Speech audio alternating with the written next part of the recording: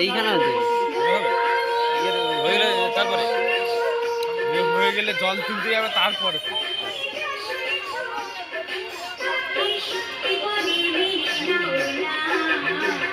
যদি কেউ প্রশ্ন করে